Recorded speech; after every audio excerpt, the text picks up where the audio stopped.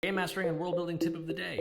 Read. Consume other media to help you world build better. I don't just mean fantasy. I mean also historical texts, things that are about our world, because no matter how divorced we may think fantasy worlds are from our real world, they aren't. They are very much part of the same thing. We use so much of real life to contextualize the fantasy that it's important to understand what exists in real life. Let me give you an example. Most D&D settings are operating under an assumption of pre-industrialized, sort of medieval or post-medieval Europe. That's very much the sort of vanilla D&D setting aesthetic. Even if you are not functioning inside a setting like that, you are interacting with the fact that you aren't. You are deviating from the norm. And one of the most important aspects of a pre-industrial existence was the notion of darkness and the lack of lighting. And if you'd like to learn more about that, I'd highly recommend At Day's Close. This is a very interesting book. It gets a little bit long-winded. I'm actually going to pause reading it. I made it about halfway through, and it just sort of belabors the point in my mind, but the opening chapters are absolutely fantastic. They really illustrate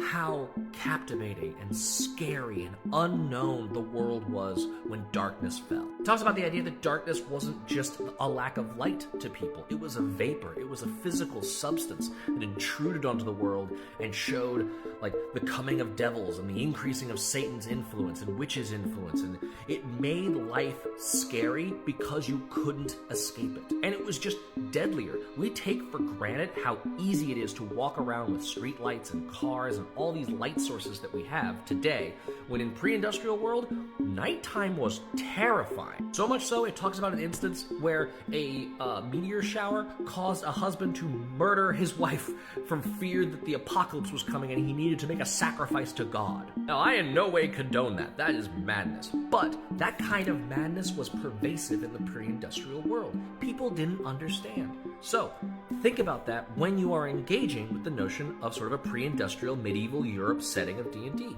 How does dark vision help this? Would your city guards predominantly be lineages with dark vision? How would other peasants react to this? Or would commoners have this sort of assumption about darkness? What is the mythological representation, the cosmology, the scientific understanding of darkness in your world? All of these things could potentially be compounded by the fact that, yes, we do have magical spells that we can utilize to either alleviate darkness with light, dancing lights, all that kind of stuff, or to increase darkness, like the darkness spell. So darkness is even scarier knowing that it is a thing that devils thrive in. Anyways, new year, new books. If you're at all interested, highly recommend picking it up, at least at your local library. Give the first few chapters a read. If it's not grabbing you, disregard.